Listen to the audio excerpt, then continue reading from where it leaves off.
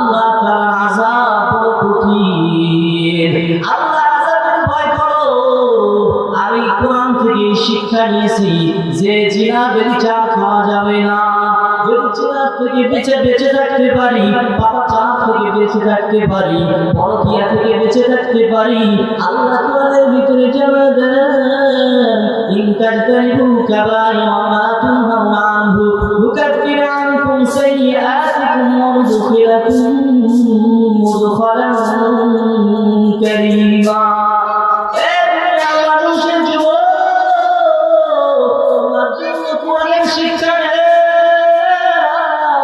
আল্লাহ তাআলা তোমাকে যৌবন দিয়েছে, এই যুবতী তুমি কোরআন থেকে শিক্ষা নাও।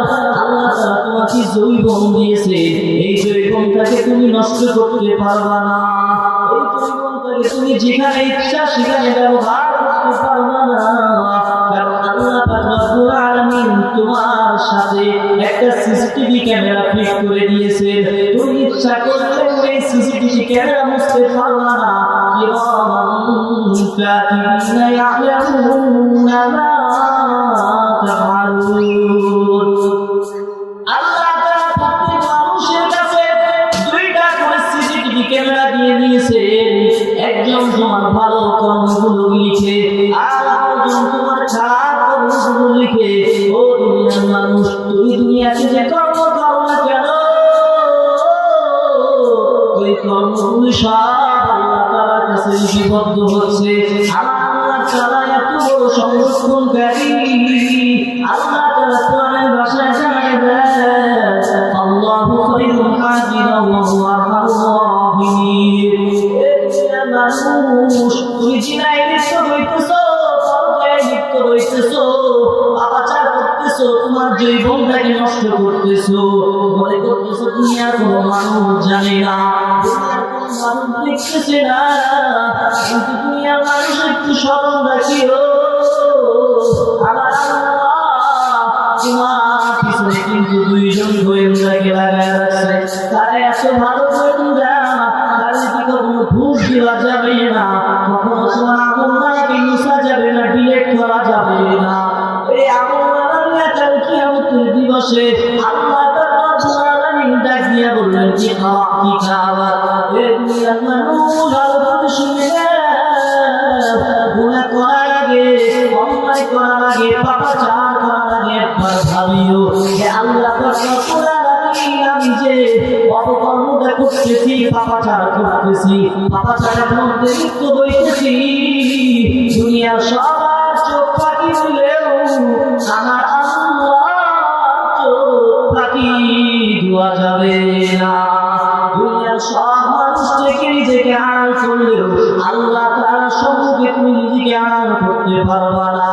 এই দুনিয়ার মানুষ দুনিয়াতে কত পাপাচারে লিপ্ত হয়, দুনিয়াতে কত সম্পদ অর্জন করে, কিন্তু যখন সে মারা যায় দুনিয়ায় কিছু সে নিয়ে যাইতে পারে না।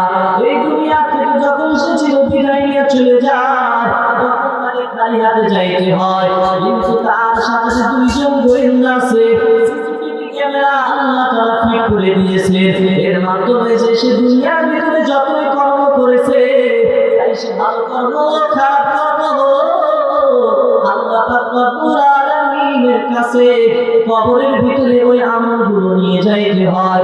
কাল কিয়ামতের দিবসে আল্লাহ বলবে তোরা কি কারবা, আল্লাহ যে কত বড় সংরক্ষণকারী। কিয়ামতের দিবসে আল্লাহ বান্দাকে ডাক দিয়ে বলবেন মিজানের পাল্লার সামনে, বান্দা তোর আমলনামা তুই পড়। ওই সময় বান্দা বান্দার আমলনামাগুলো পড়বে। ওই সময় বুঝারে মানুষ দুনিয়াতে পাপাচার করেছো, এই পাপাচার তো কেউ জানে না। ওই আমলনামা দেখে তুমি হতভম্ব হয়ে যাবে। আমার মিসকাল যাররাতিন খায়রান ইয়ারা, এটা কেমন আমলনামা রে বাবা, যে আমলনামার ভিতরে যাররা থেকে যাররা গুনাহ উল্লেখ আছে, যাররা থেকে যাররা পাপাচার উল্লেখ আছে। ওই সময় এই আমলনামাগুলো দেখে আল্লাহ তাআলার কাছে বলবেন ও প্রভু, এই আমলনামা তো আমার না, এই আমলনামা তোমার ফেরেশতারা আমার উপরে ওই সময় বড় মজার ব্যাপার হবে, যখন ফেরেশতার উপরে ইলজাম তুলবে, আপত্তি তুলবে, আল্লাহ রব্বুল আলামিন ডাক দিয়ে বলেন, না দুনিয়ার ভিতরে তো মিথ্যা কথা বলে পাপাচার করিয়া জবান নষ্ট করে ফেলেছো, কলম নষ্ট করে ফেলেছো, মনে করতেছো এটা দুনিয়ার কোনো আদালত না, এটা দুনিয়ার কোনো আদালত না, এটা হলো আমি হাকিম, আল্লাহু আলিমুল হাকিম। আমি হলো সবচেয়ে বড় হাকিম, ইনসাফ করেওয়ালা। আমি আল্লাহ তোমার সব আমলনামাগুলোকে আমি কি করেছি, সংরক্ষণ করেছি।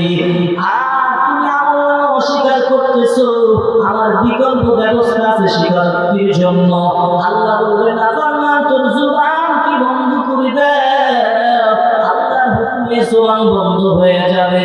এরপরে হাত দিয়ে যে পাপাচার করেছিলে, হাত দিয়ে কর্ণা নিয়ে স্পর্শ করেছিলে, হাত দিয়ে অন্যের সম্পদ আত্মসাৎ করেছিলে, হাত দিয়ে অন্যের উপরে জুলুম করেছিলে, এই হাত দিয়ে অন্যকে আঘাত করেছিলে, হাত সাক্ষী দিয়ে দিবে।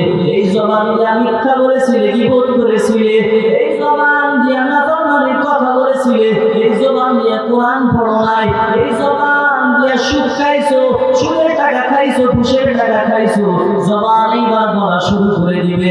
যেই কান দিয়ে অশ্লীল বেহায়াপনা আওয়াজ শুনেছো, যেই কান দিয়া পর্দার আওয়াজ শুনেছো, ওই কান সাক্ষী দিয়া দিবে।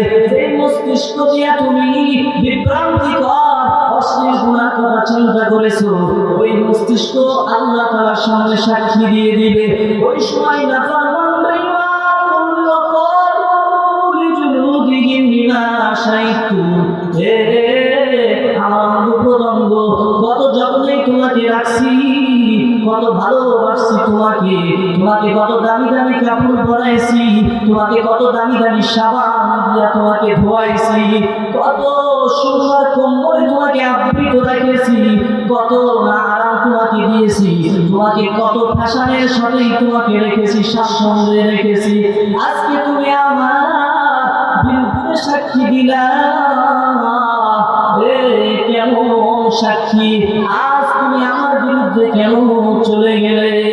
ও দুনিয়ার মানুষের থেকে আমাদের শিক্ষা নিতে হবে যে এই মনে করতেছি হাত অঙ্গ প্রত্যঙ্গগুলো আমার, এই অঙ্গ প্রত্যঙ্গগুলো আল্লাহ অস্থায়ী মালিক আমাদেরকে বানাইছে, কিন্তু এইগুলো কিন্তু আমাদের না, এগুলো আল্লাহ। আল্লাহু আলা কুল্লি শাইইন কাদির, আল্লাহ তাআলা সব কিছুর উপরে ক্ষমতাবান। এই জন্য অঙ্গ প্রত্যঙ্গগুলো নিজেকে কোরআনের সম্মুখে সপর্দ করে দিতে হবে।